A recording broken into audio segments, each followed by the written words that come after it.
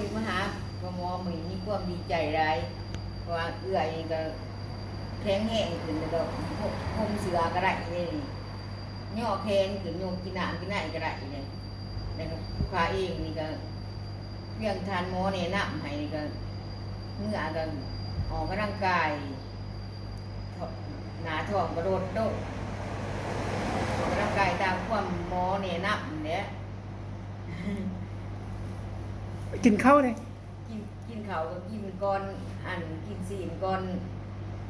เขาตามหมอบอกแนะนำจริง เดี๋ยวนี้เป็นนอนหลับดีไหมนะ นอนรับดีกินข้าวนอนรับดี เป็น นอนรับดีมา ว่ายังบอกจอ